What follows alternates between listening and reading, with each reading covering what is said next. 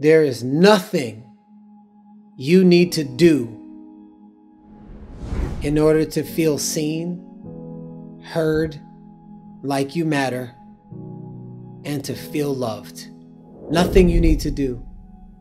Your power is in your essence, is in your being. The same power of the ocean, the same power that garners Mother Nature is who you are. And I am deeply sorry on behalf of all the unhealthy men in your past that have had an agenda that has caused you to have to protect yourself since you were a little girl. Your mom, your mom's mom, your mom's mom's mom's mom, you take it far back as far as you can on behalf of man.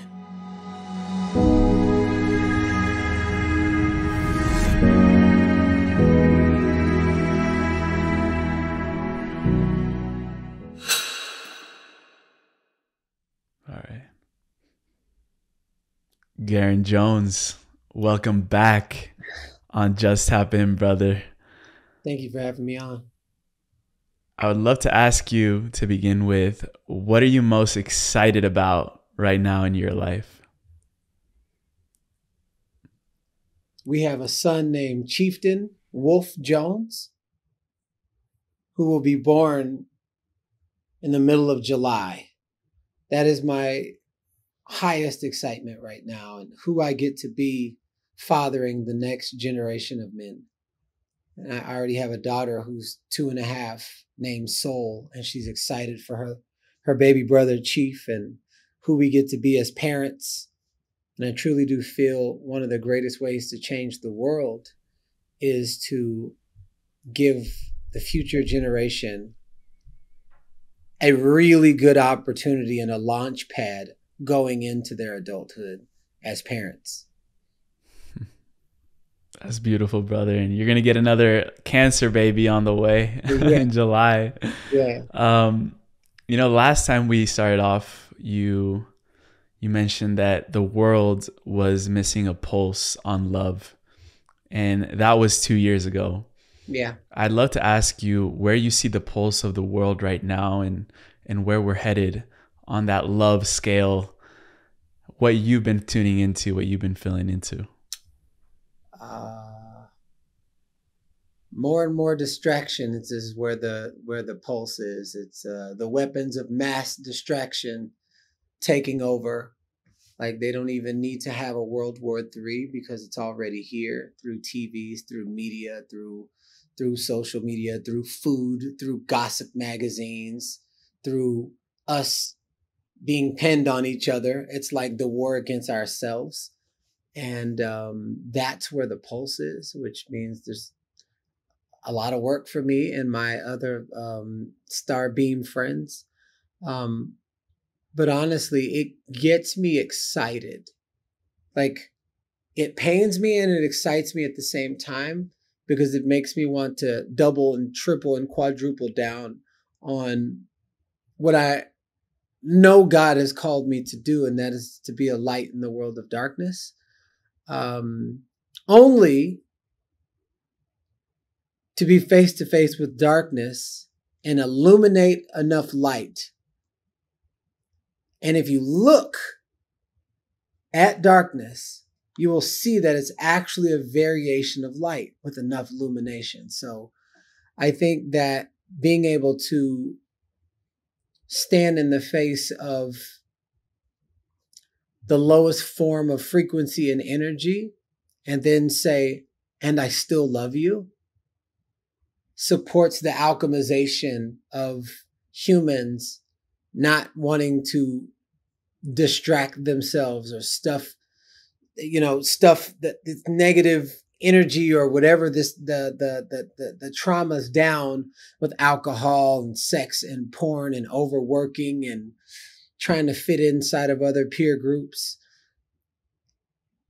I in the deepest reaches of my soul think that there are so many other light bearers that are being called forth to operate with integrity, with dignity, with honor, being loyal to the craft and rise into the most difficult season. But there can't be that much dark if it isn't matched with the equal of its equivalent in light. So I think as we're shifting into this next layer of life, there's going to be a different variant of a human, which I call H2O. It's human 2.0. If we're going into Earth 2.0, there's got to be a human 2.0. And I think the aspect of the humans that will thrive the most are the most embodied ones, the ones who are in harmony with nature as it was designed, those who have their throat chakras opened and like literally know how to alchemize darkness and the light, and they're not running away from themselves. And so we have our work cut out for us, but I'm really, really, really excited about this time. Instead of tucking my head and running away and saying, there's all this stuff coming. Yeah, it's all of us coming too. Mm. And what I'm feeling into is that light leaves its trace wherever it goes. And, we recently had the opportunity to go on this trip together in Egypt, which we've talked a little bit about on the podcast. We've had some of our other amazing friends on the show. And when I reflected after that experience and I asked myself, what were the most impactful moments? I mean, we spent, the night in the pyramids. We did a bunch of other activations. What kept coming back to me was waking up early in the morning and hitting a workout with Garrain. That was one of the top moments of that trip for me. And I think this is the first time I'm actually telling you this, but there was something about the energy. There was something about your presence that was like drawing me in to want to learn more from you and with you. And I don't know if you would be able to articulate in your life, what is the energy that you wake up to every single day that allows you to do what you do? Myself. And simply put, so many people are trying to be everything other than who they really are deep down on the inside. Like their true authentic nature without the need to overcompensate or over enunciate your life. Just truly being myself without a care of what people think, of how I dress, how I show up, how I talk, and I think me being myself is the gateway for God being able to use you at full capacity. Because I feel like God can't bless who you pretend to be. And I think that when you are truly, you wake up, you're not like, what mask can I put on today? And then change anytime you're around a different peer group. When you can truly wake up and the person that you see online is the person that you see in person, is the person that you see in front of a billionaire, is the person that you see in Egypt, is a person before bed, is a person with his family and in relationships and as a devotional husband. Me being myself, I feel like is a superpower that everyone can access, but not a second before they feel the frequency of embodiment. And I think the frequency, not something you do, who you be, the frequency of embodiment has the energy of tranquility, peace, calm, power, resilience. There's so much ingredients and richness inside of there that there's no energy leaks. So because I barely have any energy leaks, people get to experience a presence. They say God is in any and all things, and that means God is inside of us. So if my human is not in the way of my spirit, well, then you can feel the presence of God. It's not Garrain. Garrain has just allowed himself to co-create with his vessel, to allow God to use him. So that feeling of hope and, man, I just feel like I'm growing. It's not me, it's God in flesh form, but you're feeling the presence of God. And I want to be clear. I'm not saying I'm the God, but if I'm made in the image of God, then 100% I'm the ripple effect of that frequency if I allow myself to be. And so feeling the frequency of the presence of God through this flesh vessel whose human is not getting in the way, you're also experiencing a version of yourself that's inside of yourself once you give yourself permission. A transformational book series that really shifted my whole trajectory was a book, or a series of books, called Conversations with God by Neil Donald Walsh. And there's a passage in book 1 where, Neil is having a conversation with God. Essentially, he's scribing what he's hearing. Many people can call it channeling. But in that passage, he said that the biggest mistake that humanity has made is not seeing themselves as God's equal, which is exactly what you're tuning into, that energy of, if I was made in that likeness, if I am, and I am a fractal of God, then that lives within me. And, in Egypt, there were moments where I would interact with Garrain, where I'd, have conversations with the personality Garrain, the essence of Garrain. And then there are moments where it was a different essence, or not a different essence. Let me rephrase that. It was a different tuning station that you were tuning into. And I don't think a lot of people know that about you. And I'd love to just unless open they come the to my space. retreats. Exactly. Or go to Egypt with you, or see this aspect. But, I'd love to give you the space to, tell us what is that energy that takes over when you're leading these spaces. Well, I don't let anything take over me, because that would be giving something outside of me power. There's the physical world, and then there's the non-physical world. Physical world, you can see it, touch it, taste it, feel it. Non-physical world, you can't see it, but you can see the effect of it. Kind of like if you say, I hate myself, you will see the effect of that show up as the physical equivalent in your life. Then there's the world that transcends both worlds, when the physical and the non-physical world, when they alchemize. The world that transcends that world, that's the world I play in when I feel safe in my body. And that's oftentimes when there's ceremonies, when I'm at retreats, when I'm in Egypt, and there's powerful intentions set.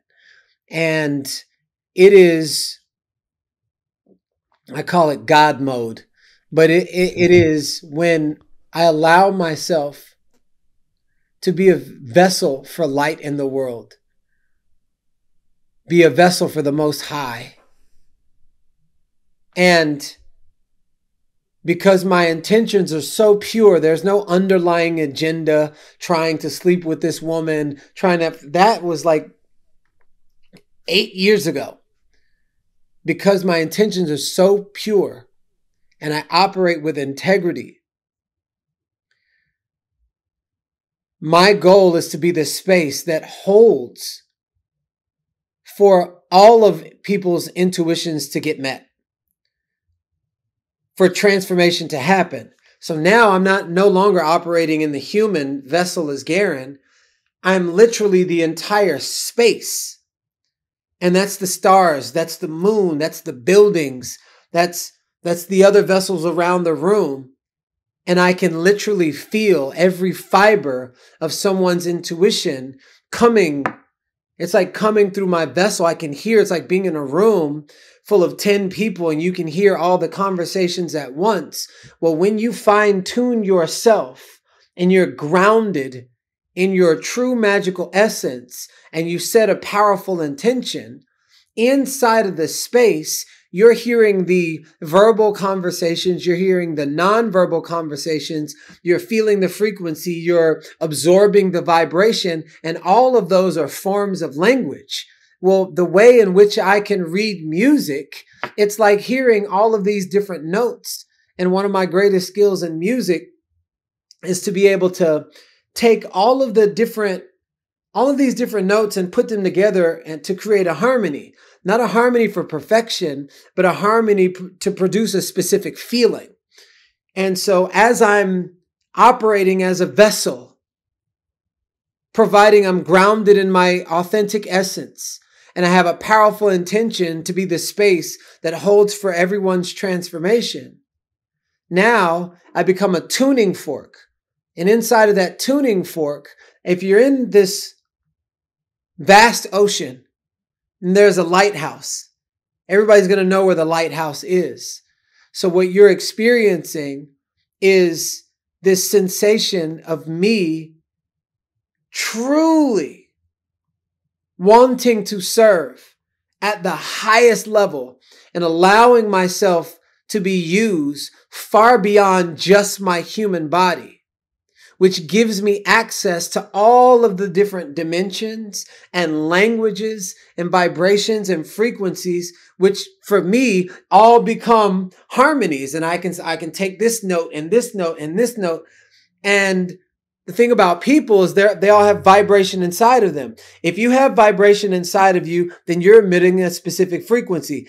Frequency is what produces music. So it becomes no different than me making harmonies with music. Now I'm making harmonies with intuition and other different, other different vessels who are vibrating high, other people in the room, but I'm operating as the space of the room, not Garrain. I'm in my energy body. That's literally the entire space. So people are experiencing a higher level of liberation. And if you're experiencing that, then your soul, because you can't resonate with something that's not already inside of you. It's literally a permission slip for you to rise. It's not like, hey, I'm Garrain, rise. No. I'm operating as the space. And if the space becomes an example of how you can be in your highest light, now all ships rise with the tide. So that's the most practical way that I can talk about the mythical side of me, which I just typically say when you come to my retreats, it's like you're going to experience Harry Potter-like stuff, and it's real. I'm looking ahead out into the future, and what you're really saying is that this state, God mode, is available for all of us. 100%. And the more we learn that and really tune into that non-physical world and let it merge with the physical world, we will be able to activate those channels. And in Egypt, we actually had the opportunity to be in a group where other beings, other humans in that circle had also activated and were fully owning their own channel.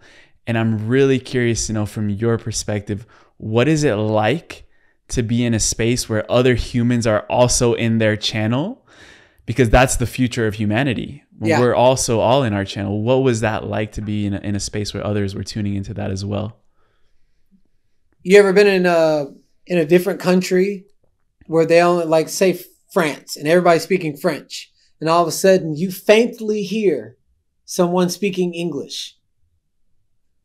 Oh, you have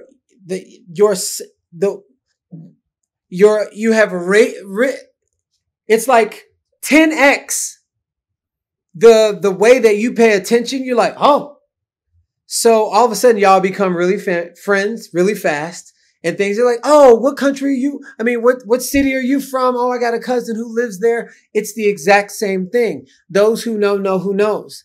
And I think it's about accepting that aspect. And,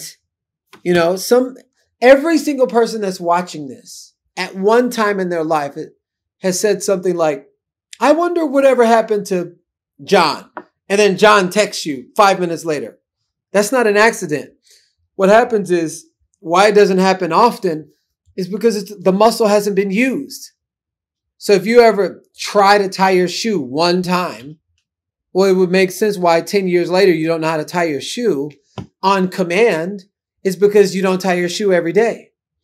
But if it becomes practice every day, like ABCs, every day, like learning how to walk, learning your name, ABC starts, it's the entry to language. You do it over time, turns into words, turns into paragraphs, sentences, essays, books, libraries, encyclopedia. So that little thing called, oh my goodness, I was just thinking about you and you showed up, is a muscle that you can apply and work on every single day. If you do it for 10 years and you're working on that, it would make sense why yours would be more developed, kind of like Khabib Nurmagomedov in MMA. He's never lost a fight. He was wrestling bears when he was 3 years old. You can clearly see somebody who started wrestling last year and then somebody who's been wrestling since they were 3 and then they're 35 years old. So, so for me, when other channels show up, I'm like, oh my goodness, I don't have to do it by myself, And so I get excited because I know more transformation is going to happen and we get to play off of one another. And it's no different than somebody in a symphony. What if you hear a trombone and then a flute and a guitar and all it just needs is the right orchestration to produce a symphony. It's the exact same way. It's an instrument. And if more people took care of their vessel, like they took care of their car, their shoes, the leather on their purses, their hair, their abs, if they took care of their vessel, well, then you might have a fine-tuned instrument. And that's the work that I do. I teach people how to retune their energy centers, their chakra system, and activate the throat chakra and move the body in such a way that matches the wind. And that's the same way anger flows through your body. That's the same way rage flows through your body. But if you grab a hold of the stallion, now you know how to regulate your own nervous system.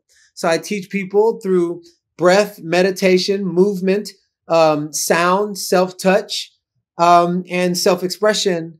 And all of those are it's like music notes to be able to speak a frequency and a vibration. And if you can hit the right vibration, you can hit all of these different vibrations of stuck energy in your body, because underneath every single trauma, underneath the trauma is a vibration. So no difference than when you hit a high enough pitch, you'll break a glass. Well, if you hit the right vibration, you can speak to a note that's directly underneath the trauma. This is the world. This is the work in the world that I do. I gamify it and make it fun so people don't go batshit crazy because there's trauma leaving the body and they shake like this because that aspect of the body is not used to energy going through. So what we do is we work with all of those different elements so it makes it easier on the body and you can still have those releases. Mm. And when you really started, taking control of what is going into your vessel, really taking care of your body, I imagine that in those moments is when more of your channels started to come online. Do you remember those first moments when it started to really activate? And what was that like? What was going through your head when that happened? One, I was unaware during the first moments. So I'd be like, man, every time I work out and it's just like all these good things happen. Every time I feel better, it's like, man, I would just be thinking things and these things. I was so oblivious to how manifestation and how to call in certain things that you're a vibrational match to in your life. But I can connect the dots looking backwards, and every single time it was always something I was doing before. and I felt better. I was doing things that made me happy. You know, I was just like, oh, I don't feel like doing this. But you know, I'm going to do this right here. Then I do it. Then this magical thing that I wanted, but I would always have something to pinpoint that was directly correlated to, when I say tending to my vessel, it's no different than tending to your garden. You tend to the garden. You know what the weeds look like. You know how to keep the weeds out. You give the proper water and sunlight. Make sure that the roots are good and it's rich soil. Whatever the health of the seed determines the growth of the tree and the fruit that it produces. Your body is literally the same way. So whenever I see somebody extremely overweight and not caring at all, it's one thing making an effort to be the best version of yourself. It's another thing to not care at all. And then you have this extraordinary business and you make tons of money. I can tell you 100% you're overcompensated. And it's not about somebody being overweight. It's about how you choose to love yourself. I always know when somebody's loving themselves or not, because there's going to be an overcompensation somewhere in your life. And when you start loving yourself, not from a vain sense, but actually, I'm caring to take care of myself and I love myself, what I put into my body, what I listen to, what I watch, who I hang around with.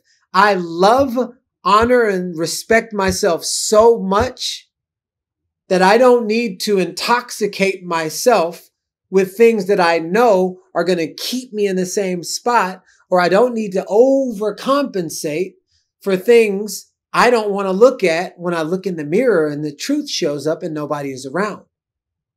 So how you treat yourself is in direct proportion to how you treat other people. So I don't look at all these results. I'm looking how you treat people and I'm looking at how you treat yourself. That will tell me everything I need to know, because you cannot outrun yourself.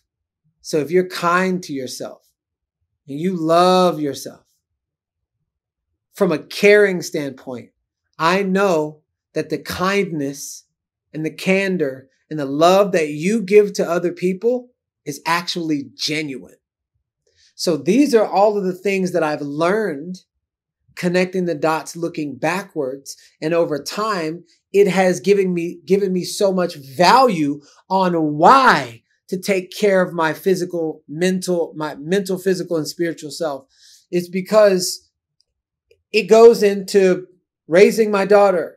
It goes into being a devoted husband. It goes into, having several 7-figure businesses effortlessly with peace of mind, by the way. Traveling the world. It goes into the speaking on stages in 98 countries all over the world, but just having the ease and grace and calmness. And then when I come down from that space, I don't have to stuff my face with chocolates and burgers and all this other stuff, because my human self can't hold what my channeled self just went through. So it's the alchemy of being embodied means when I come down from that state, business as usual. I'm still in a peaceful state and I don't need to rejuvenate, because the physical body is the foundation that holds for everything. Wow. And what's interesting is, when we start really taking care of that vessel, we start accessing more of that channeled self. And then when we start accessing more of that channeled self, our physical body, our vessel changes with it. And that also has to do with we're holding more light in the body. So the body has to shift.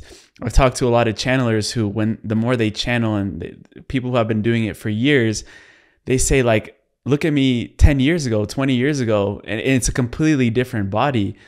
So I'd love for you to speak into that as well, of how the vessel actually shifts the more we embrace that energy, what that we're channeling down into. Your body will morph into whatever sport you play. And if channeling is considered a sport, your body will morph into a variation of that. Just look at boxers. They all pretty much look the same. Look at sprinters. They all pretty much look the same. Look at long distance runners. They all pretty much look the same. When I was a long distance runner, I was like thin and slender, like my body morphed into the thing that was my identity. Now, channeling is my identity. It's just one of the things that I'm capable of doing. So I don't call myself a healer. I don't call myself any other titles other than Garrain, who just happens to have the skill set of channeling. And I don't heal, but I facilitate an energy, a frequency where healing lives. And then I raise people, I support people into that vibration, and into that vibration, that's when healing happens.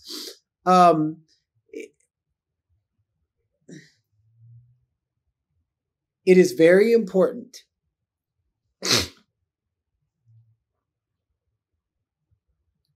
to not lose yourself in titles.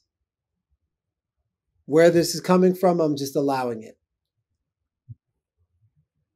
There are too many titles. And the more titles you have given yourself, the deeper in prison you will go. Because it takes you further and further and further away from the one true self.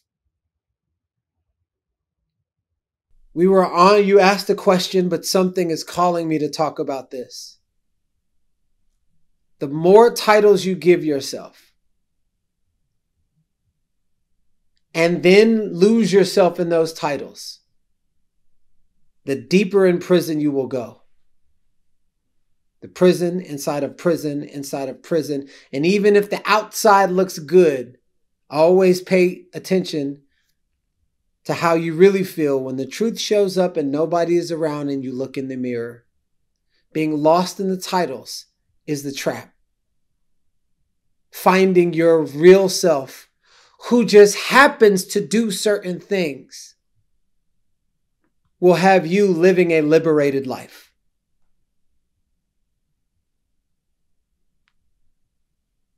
Where that came from, I don't know, but I trust it. Yeah, I trust it too, brother. And as you were laying that out, another title that I think many of the people, and myself included, that are tuning into this type of conversation, and it's one of the sneakiest titles that we use, is sometimes, I am a spiritual person. Oh, I'm very spiritual. Oh, I'm like the pinnacle of spirituality because I'm talking to Garrain. But how does that title of spirituality mask itself in some of the places where we would never think it would be, and really take a hold or a grip of our ego? Because I think that's something that we don't really speak into that often in this community. This speaks right into the last conversation, because we're all spiritual.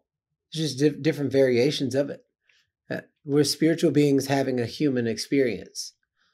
And, like somebody would go to and graduate from high school, and then somebody else would go to Harvard, and there's a different degree of education. That in itself can be a trap if you give power to it. And whatever has power over you becomes your God. It becomes your maker. So it can be a trap if you give power to it. Sometimes I'll say it, but it literally, somebody goes, "You're not a spiritual person." I'm like, thanks. Like, it literally doesn't have me by any kind of stronghold. So more of the response I would say is, whatever has power over you becomes your God. And anything after I am is literally shaping and creating your life. I am so much more than, this is why I could never find it.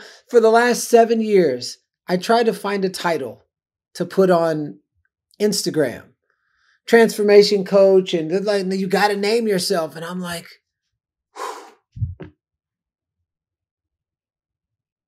And then I just started describing what I do. And I was like, I'm actually don't need to name myself. And the moment I just found solace in describing what I do for people, supporting the adult, the kid inside of the adult to actually be happy, supporting people to like remember their vibrational truth, the inherent wisdom found in the body. Everything just started aligning. It was the power of association, associating myself with what I do, and then not with another title, and then another title. And then when I was a health coach, and then there was another title. Next thing you know, you got this long list, and I have this and this and this and this and this, and most of it's unconscious. Most of the people are lost in their life inside of 15 different titles that they give themselves, not realizing that they got the key to unlock the jail cell that they put themselves in. And there's no right or wrong, only new levels of awareness, but allow this awareness to free your soul in such a way that you can just be you without the need for a certification to validate your existence. And you touched on it a little bit earlier when you were talking about really understanding how manifestation worked. And if we're talking on the realms of vibration and energy, like a title, yes, it represents something that the ego wants to really take for itself. But the title health coach or the title transformational leader or the title podcaster is a vibrational state. Yeah. And sometimes a lot of people will want to see, like they see a vibrational state, but right now maybe they're not feeling that they're in that vibrational state. What is your process into making that leap or that jump forward into the vibrational state where that can then match the reality that they're drawing into their life? Yeah, I think that's a really, really good question, because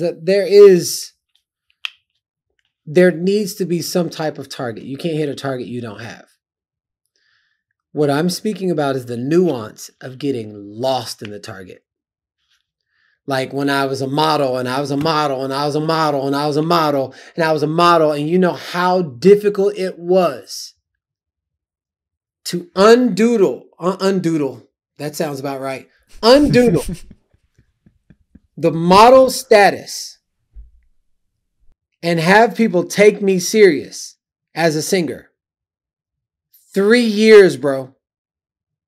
3 years. They're like, take some more pictures. Take some more pictures. Because I got lost inside of that. Now I'm just not allowing myself, man, I'm a multi-dimensional being. And right now, here are my focuses. So therefore, when it comes time to be bigger, I'm not worried about what somebody else is going to be thinking, trying to rebrand myself again. I am a multi-dimensional being. Here are my skill sets. Here are my talents. Here are my plans for the future. And the good stuff, I'm not even telling you. You're just going to have to see it.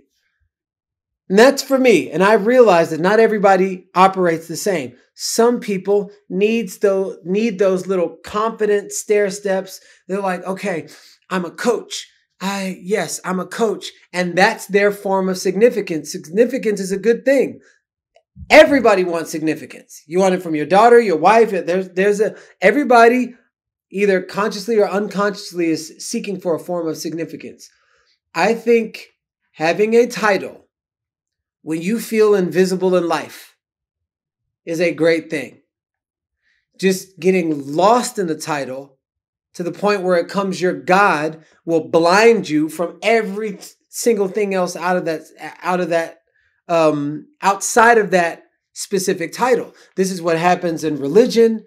This is what happens when, Men are like, oh man, I don't want to get married. The old ball and chain. I'm going to lose myself if I don't get married. I'm like, listen, nature never takes away anything without replacing it with something of equal or greater benefit. So while people are thinking about, marriage title, they're missing how much they can grow as a person, as a man, as a woman, as a parent, business, all of the growth that happens inside of a devotion of a marriage, inside of commitment, and that can benefit every area of your life. So that title blinds so many people of commitment. Blinded. And that's why a lot of people don't commit, because they think they're going to lose something. And that's like, commitment is one of the highest forms of leadership. That's why we have shitty leadership right now in the world and in this country. I'm going to change here. I'm not going to take responsibility and all these different things. Nobody's taking full responsibility. Nobody's being a committed heart. So what do we have to do? Deal with the lack of irresponsibility. Deal with irresponsibility. Little kids pretending to be adults.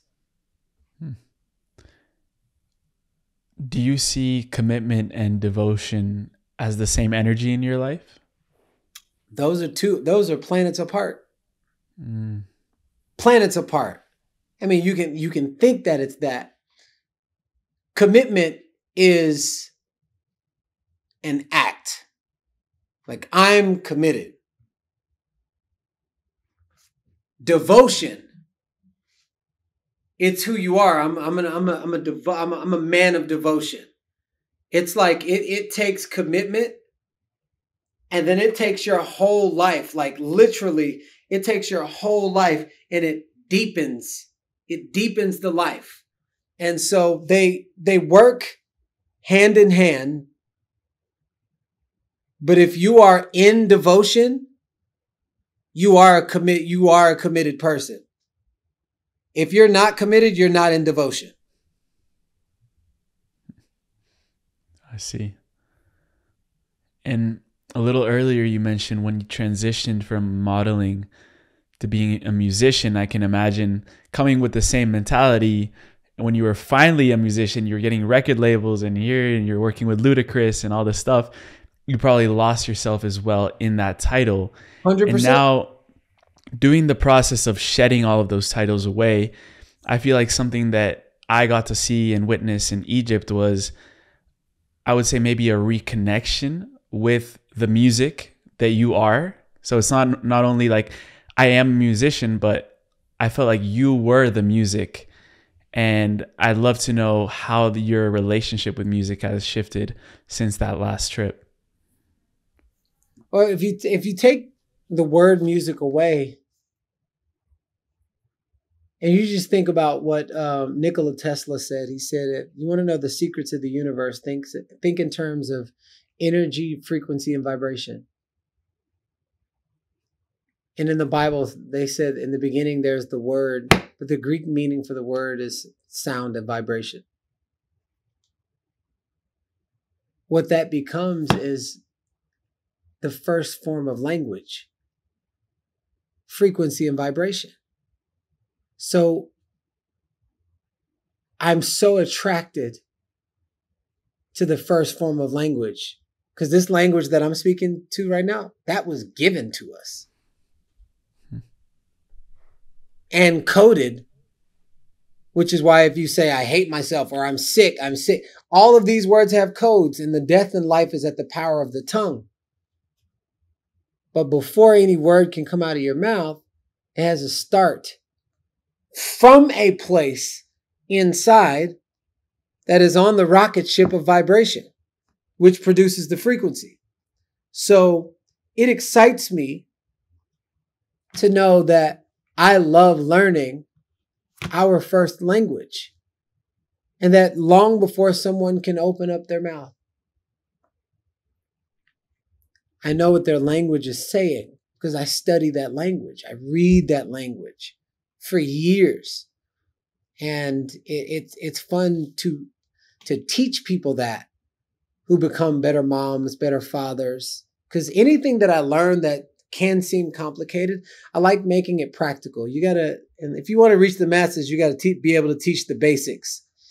And so I love teaching very complex things in very practical ways so that you can apply it without the need to have me around.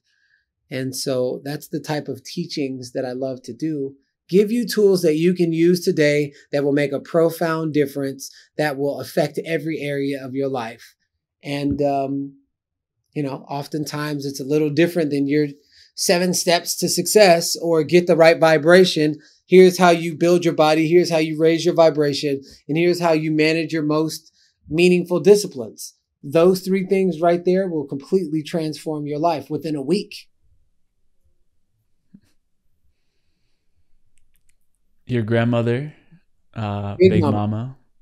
And, I just wanted to bring her up because my intention with this show is to call in together the leaders of the future. And Big Mama told you that you were meant to whisper great secrets in the most powerful leaders' ears.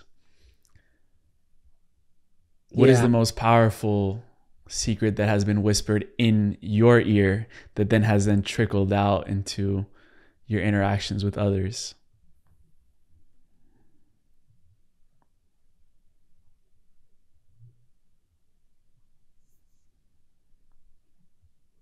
When I saw you, I saw Jesus. Keep going. And as a follower, because I don't call myself the title of Christian, as a follower of Christ, it's made me so happy that I was living a life supporting people and rising into the light. And when I was in my divine channel, someone said, when I saw you, there's bright light around you. It's like I felt Jesus. Keep going. And it wasn't even about the words. It was the vibration that they were holding, that they wanted to know more about themselves, that they wanted to they wanted to just rise higher in their being. And so I get certain things. And when I say I'm not referring to the human Garrain. I'm referring to the aspect in all of us that binds us together. There's one person in this room, and that's us. And so being able to feel that and not be surprised, it just validated. It was a validation of a path that I validated myself. That was already a validation. And so that extra bonus just amplified my already amplified spirit. And, I get things often. Thank you so much for what you're doing for humanity. Wow. Like, I wish I had a dad that raised me like you raise your daughter. I said, now picture him in your mind, being able to do that for you. And that's where the healing will take place. So,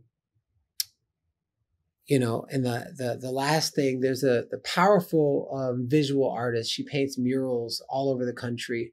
Her name is Niz. On the first day of Women's History Month, she showed me a video of her latest mural, which was on the side of a building. And that mural was of me. It's like somebody painted a mural of me? That's cool, but why? And she said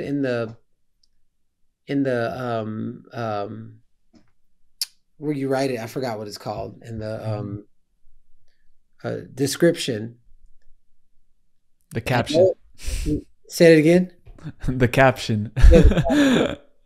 Yeah, she said, I know it's a bit odd to paint a mural of a man on the first day of Women's History Month, but this is not just a regular man.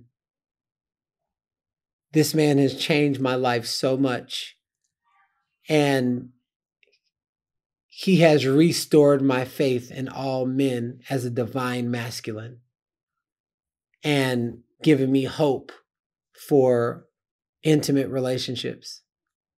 And why this was so powerful for me, because I used to cheat on every girlfriend I ever had. I used to sleep around with all these women. So the kind of man that she was talking about, that she was restored from, was my past. And whenever I used to model quietly in the darkness of my shadows so that I could get girls. And I believe that that's why God took it away from me, because like this is what I'm gonna give you this blessing, and this is what you're gonna do with it. But now I'm a model for God, and God paints pictures on other people's hearts. Niz took what was on her heart and made a giant billboard on the side of a building and had me as the representation. That was something that a powerful leader screamed in my ear, yelled, loved in my heart. That says, who you are being, keep going.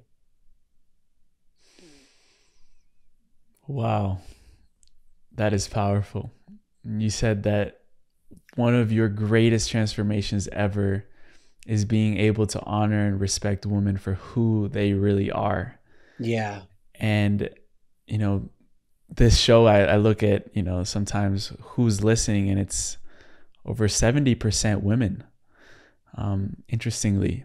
And I'd love to know how you, as a person that is embodying this divine masculine, view women now in their role for the rebuilding of society that we're going to see in the future. So I want everybody, every woman now, if you feel safe enough, to put your left hand on your heart, right hand on top. Close your eyes. Take a deep breath in, out of your mouth. Deep breath in, out your mouth. Deep breath in, out your mouth. Eyes still closed. There is nothing you need to do in order to feel seen, heard, like you matter, and to feel loved. Nothing you need to do. Your power is in your essence, is in your being.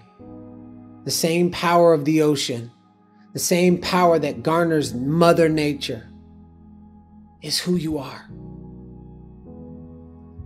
And I am deeply sorry on behalf of all the unhealthy men in your past that have had an agenda that has caused you to have to protect yourself since you were a little girl.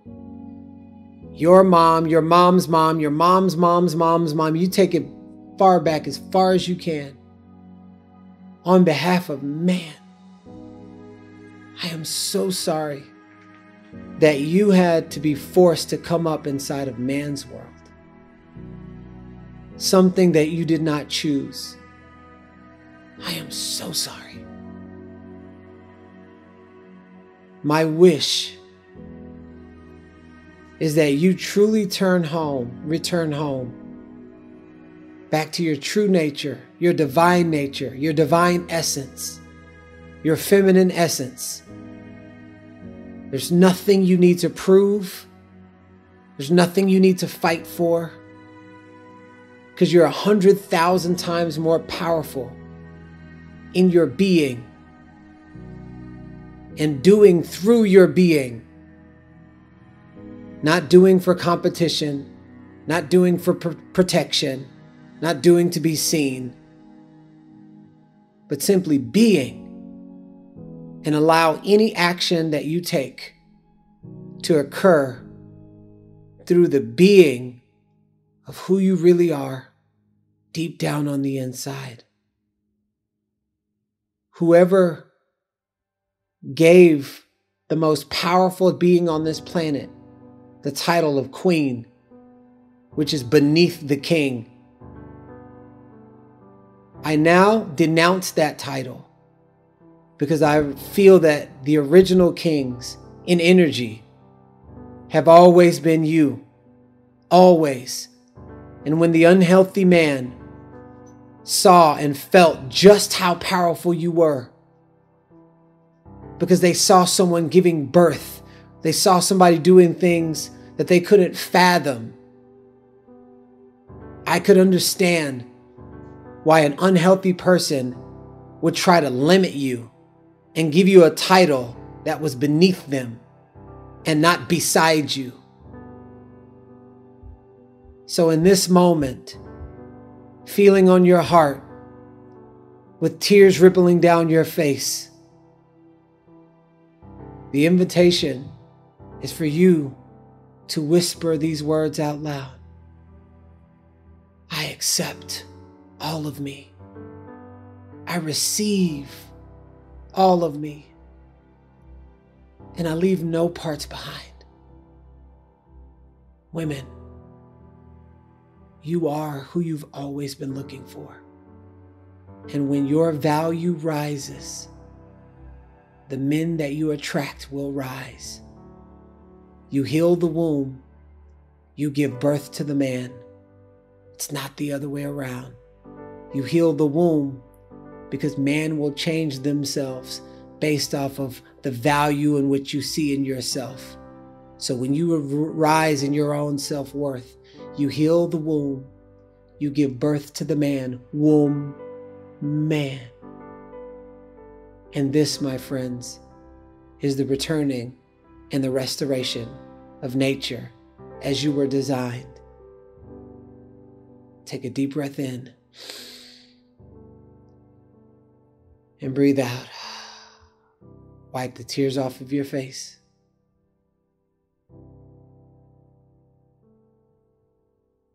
Last one, take a deep breath in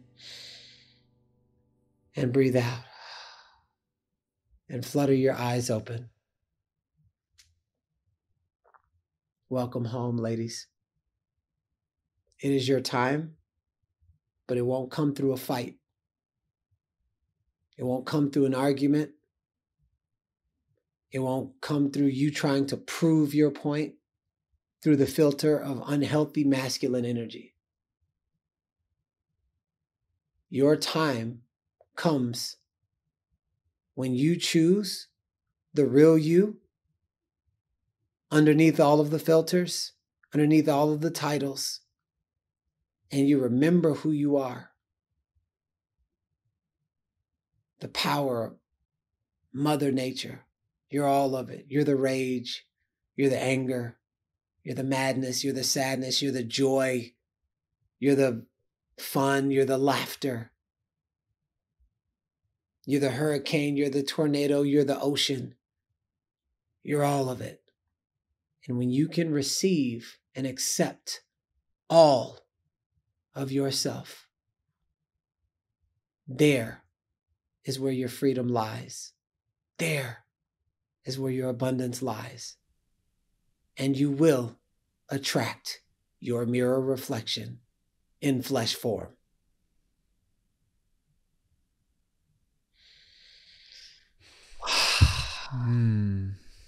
Aho, brother. That was so powerful. And you know, you're in a very interesting situation right now, Garrain.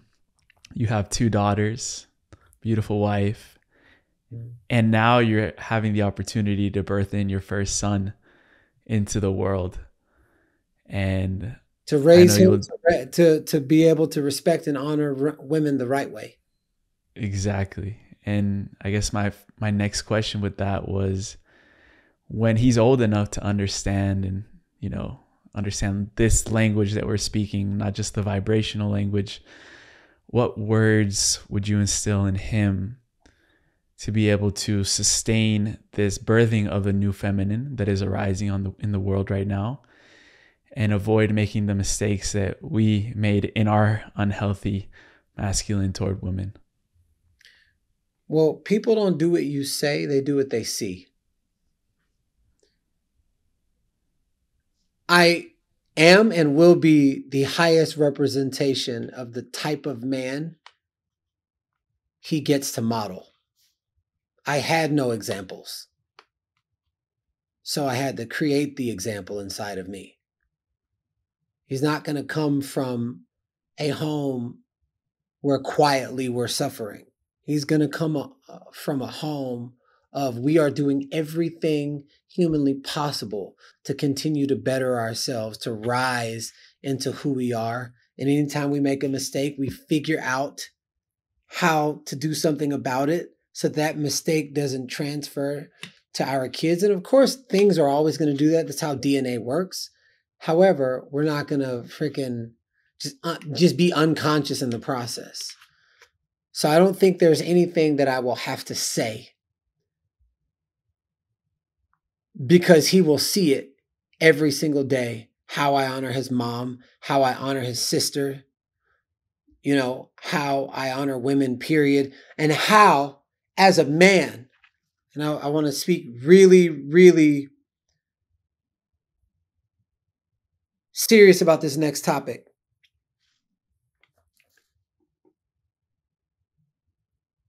We should carry ourselves with dignity, self-respect, honor, love, loyalty, and integrity. That is rare nowadays, especially in the spiritual community and in communities where there's leaders in a position of power. Many of them have leaky sexual energy, and they go after these vulnerable students. I think that is the most disrespectful use of a trade. And I think that is now all coming to a head, and all darkness is coming into the light in 2024. So everybody that's getting found out deserves to get found out, and the world gets to see the real from the fake, and more the people who are operating from a place of devotion and self-respect and dignity and honor get to be more vocal, so people can see an example of that, and they say, oh, not everybody's like that. And so I am grateful that I get to represent that version of a man in a household, with a family, with a successful business, and no asterisks inside of artist power, because that's something I have zero tolerance for. So he gets to come up with having a model and example of how to pattern his life if he wants to. But that will be the domestication in the house. I won't have to say anything because I say it through my actions.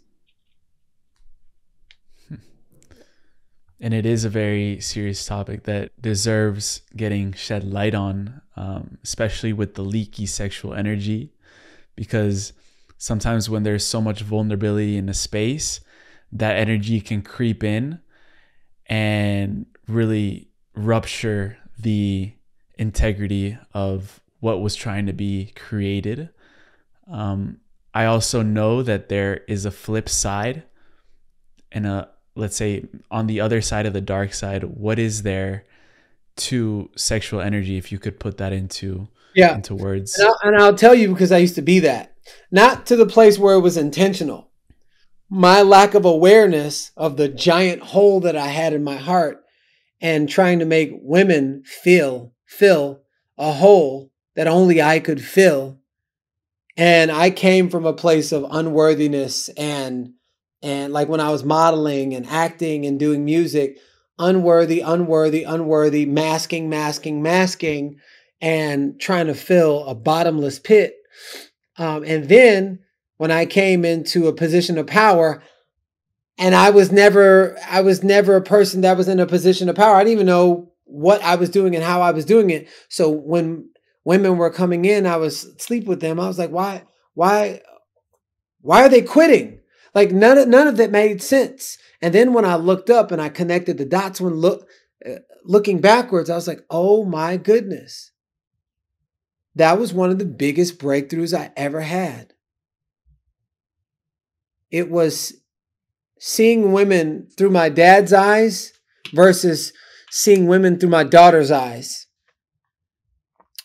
And the flip side to that is a broken boy who either will not look at a wound or has never had an example of what it looks like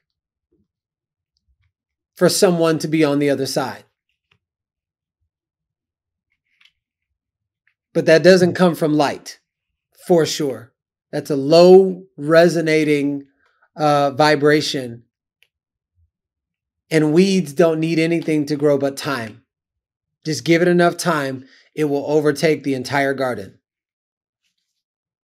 So oftentimes, leaders and communities and facilitators and some shamans and gurus and Reiki masters and things like that, not all of them, but a lot. And it happens with women, but it happens way more with men. Many times people get lost in the title and they stop doing work.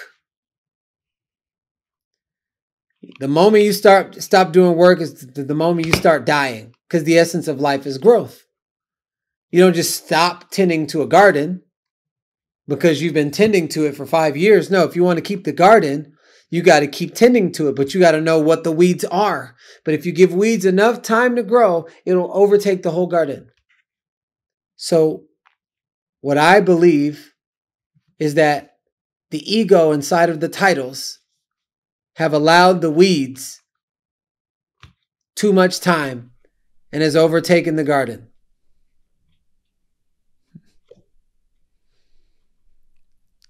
Now, Garrain, you've tuned into and tapped into areas of creativity that I think not a lot of people have accessed.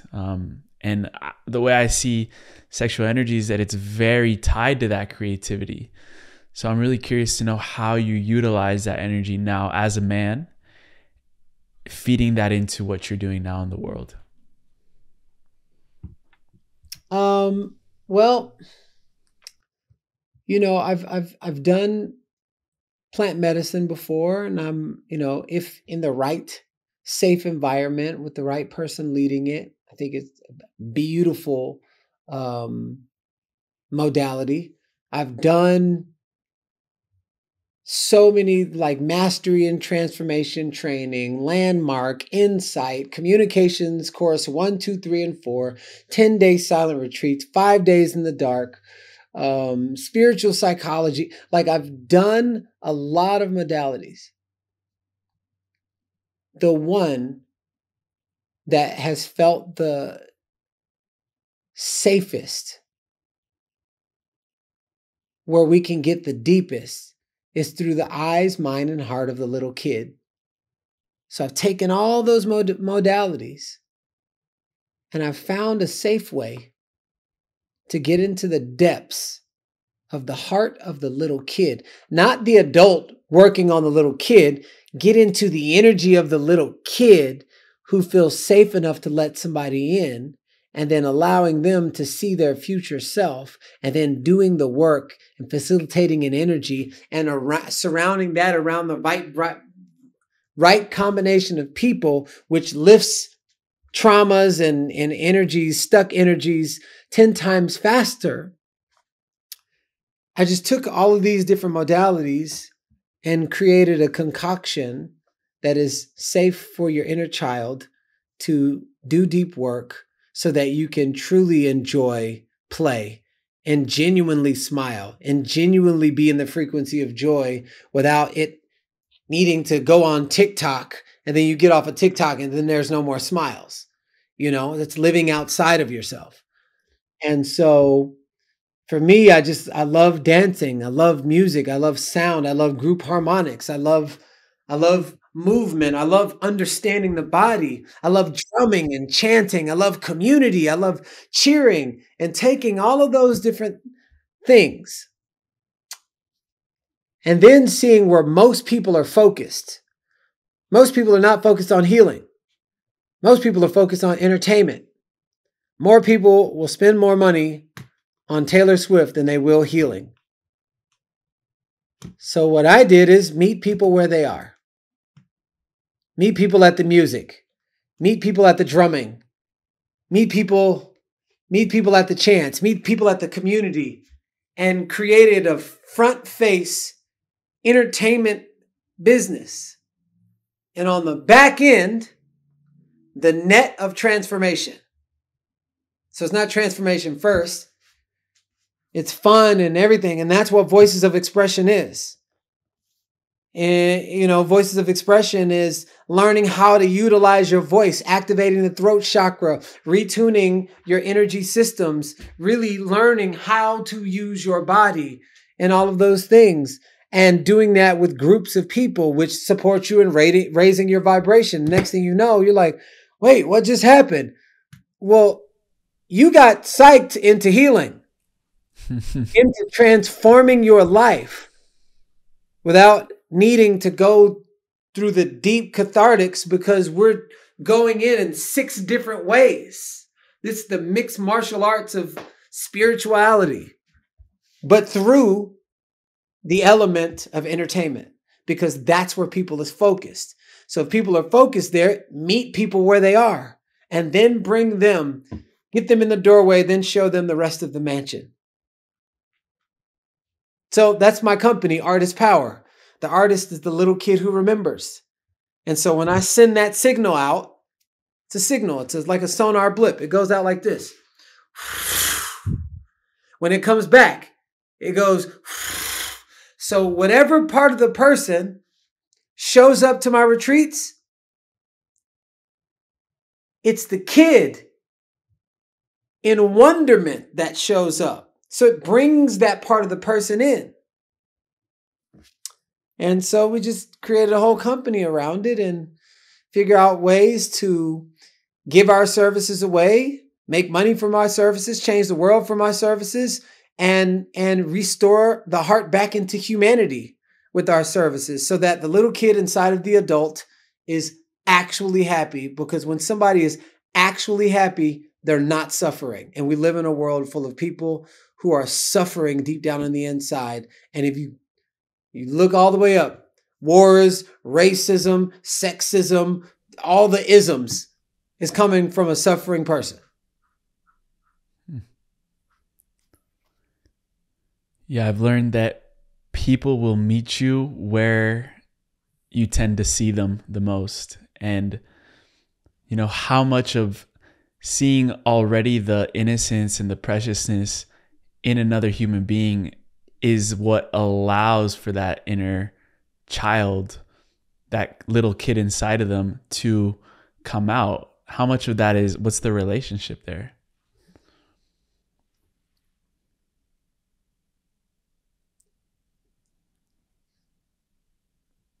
They're one and the same. They go together. And if you just allow it to be,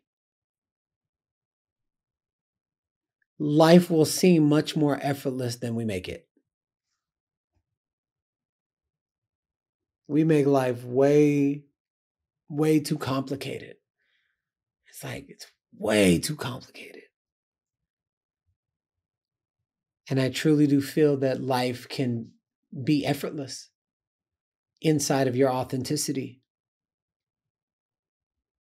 And inside of you actually caring about yourself and not avoiding who you really are. Yeah, I mean, it's such a deep, it's such a layered question. But I think right now, if you take where you are right now, and for 5 straight days, you said, I'm going to be very intentional with my energy. I'm going to be very intentional with who I hang out with, the food I put in my body. I'm going to be very intentional with my thoughts, what I'm listening to. I'm going to be intentional with what I'm watching.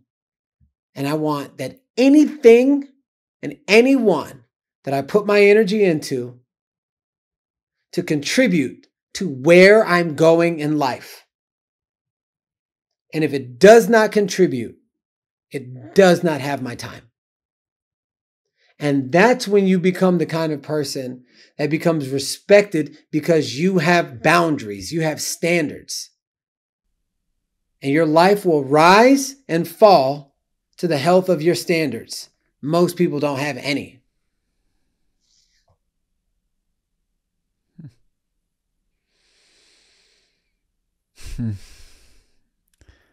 Soul. We all have a soul, huh? So one things I wanted to ask you is, if your soul was a song, what would the name of your soul be? The name of that song? Let me go get my drum. I'll be right back.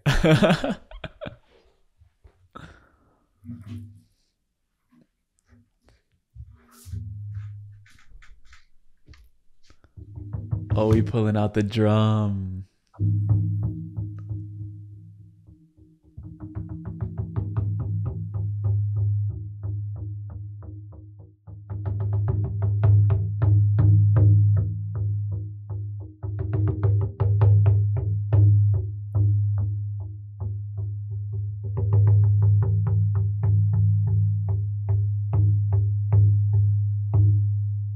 Hey, yo!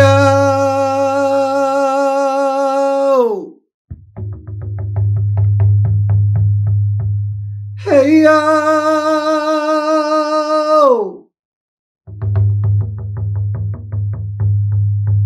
Hey, yo!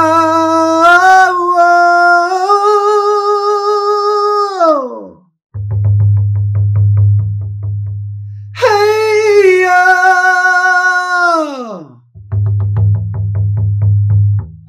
Hey, yo!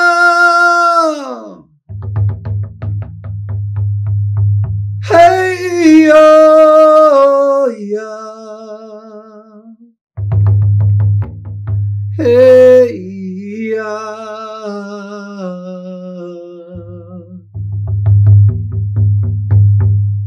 Hey, yo! Would be the name.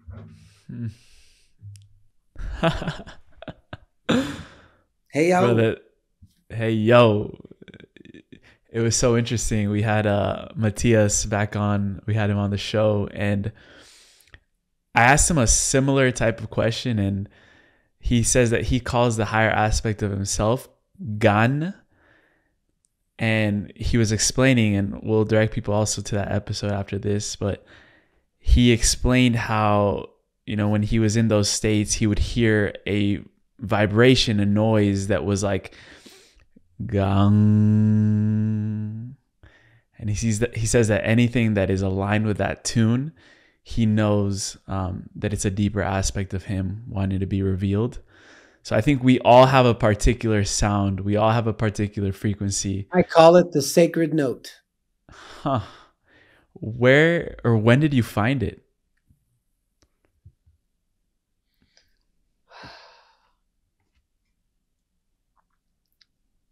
Have you ever been taking a test and you didn't know the answer to something, and then you looked at those multi-purpose questions and you're like, man, this just feels like the right answer. And then you get the test scores back and it was the right answer? Let's just say that it doesn't stop at multi-purpose questions, that there's multi-purpose notes inside of you, and it's called resonance. So when something is in resonance, you can build upon that. It's no different than there's a seed. You can turn it, it'll eventually turn into an entire forest if you have enough seeds and if you take care of it properly. So it wasn't like, oh, I found it then. It was a continuum of over time and being a witness of what it has grown into. I believe every man should learn gardening. Every man. And I know it's like weird because it's like, man, no, women garden. I believe every man should learn gardening, to learn how to cut trees, when to cut trees, why to cut trees, learn how to take care of the land that he lives on, because you will learn the skill set of seeding, proper water and sunlight, how to keep the weeds out, what happens if you don't. They'll overtake the garden. These vines will choke the trees and you have to uproot the tree, get rid of it. All of those skill sets that you learn, even gardening, these little flowers and everything. It's going to teach you delicacy. It's going to teach you which ones you can apply more pressure to, when to like pour water or tend to the garden and garden, because it's the garden of your life, the garden of your business, the garden of your wife, the garden of your health. All of this, they abide by the same principles. I don't even know where I went to with that. I guess because I've been gardening and landscaping for the last week, so that these codes are living inside of me. And I just felt called to share it. Yes, sir. And we end every show with a segment called the Final Trio. There are little questions at the end. But before that, I would love for you to let us know what you are seeding right now in your life. Where would you send people to connect with you further? And any other projects that you would like us to know about. My next retreat is June 6th through the 10th. I'm not sure when this will be out, but it's here in Austin, Texas. There'll be 100 people. It will be a lot of Harry Potter-esque type stuff. So anybody who's into the non-physical realm, magic, that you're just like, whoa, what just happened? And you love to dance and play and be around high vibrational communities and create a launching pad for the next level of your life because of the accountability that you gain with these high vibrational people. And you want to be in a safe space where there's no leaky sexual energy. Definitely that's the space. And then the next retreat after that is the beginning of November. And then you can find me anywhere online, Garrain.Jones. And then I have a book called Change Your Mindset, Change Your Life that I wrote in 2020. He told you about how much I've grown in the past 2 years. Well, I didn't start writing that book since I started writing Change Your Mindset, Change Your Life in 2015. I just completed it in 2020. So but it's still a very powerful book. And I wrote it practically so that people who don't like reading books can get a lot from it. The magic is in the third read, not the first one. So that's where you can find me. And I'll continue to be doing God's work. Yes, sir. There's that book, that The Power of Positive Thinking, that you've read not only 3 times, but like 280 times. It's probably lost count now. So now I just be saying any number that's around up there. Yeah. That's the power of reading a book. You said for mastery, where the book starts reading you.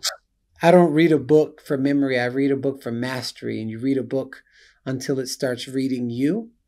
And you'll know when it's reading you because your life will look like the information that you're living, not that you memorize. Beautiful, brother. For the final trio, the first question is, I know that after Egypt, you don't take honeymoons with your wife, Blair. You take vision moons. Yeah.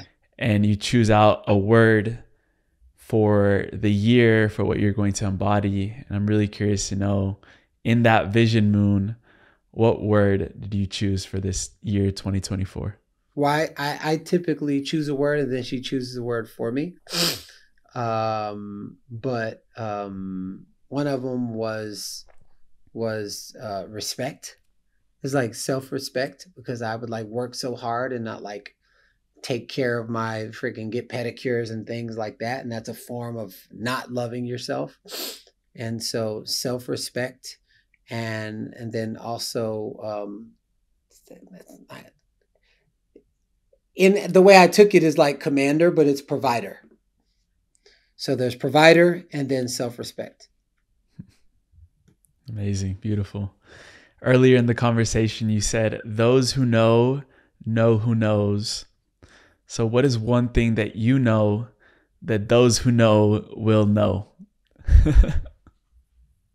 I know that I know nothing, but I also know that there's a knowing that governs all knowing, that only those who not know gain access to.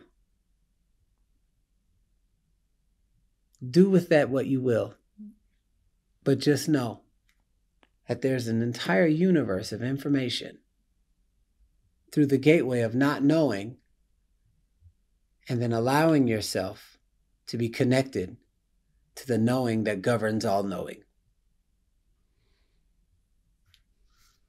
That's deep, brother. Bet you never heard that one before. This last question, we call it the time capsule question, we ask at the end of every show. And really it requires us to travel out around 15 to 20 years out into the future. I chose out those dates because that's going to be a time where the young generations of today will be stepping more into leadership positions around the world. But they're also going to need a lot of guidance, a lot of vision, a lot of assistance and mentoring from the generations that came before. And you were given the opportunity to have a time capsule. In this time capsule, you can include anything that you want in there. It could be from the physical to the non-physical. There are absolutely no limitations to what you can include inside of this time capsule. But knowing that the next generations of leaders will be gathered all in one place and open your time capsule so that they can utilize whatever you included in there to lead and move the world forward into what we're co-creating. What would you leave behind inside of this time capsule for them?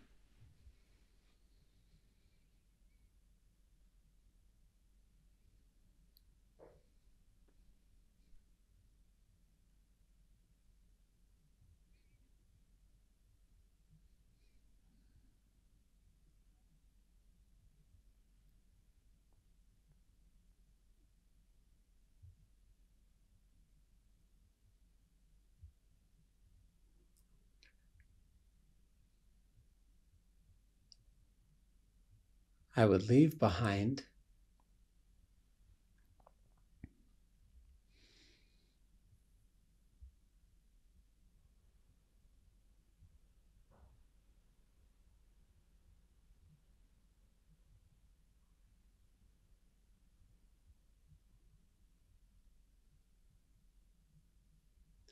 the frequency of peace,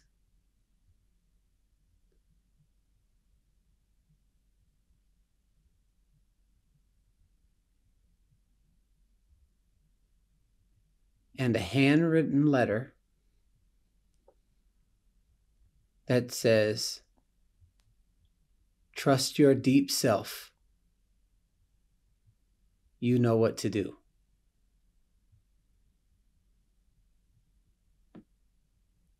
That's it. Boom. Boom. Thank you so much for that, brother. It's been my biggest honor to see you.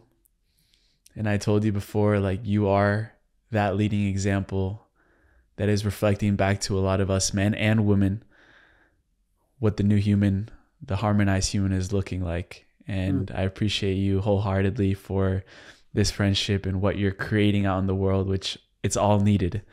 and for all the light that you've been working with, as well as going into the depths of your darkness so that you can come out a better place. And yeah, this has been such a beautiful episode and conversation. I appreciate you so much. I appreciate you as well, brother. And thank you for everything that you're doing and for being brave enough to create platforms like this so that stories like mine has wings for that one or more souls where it just walked right into their heart. And now they know it's possible for them to be their best selves. So thank you, brother. Of course.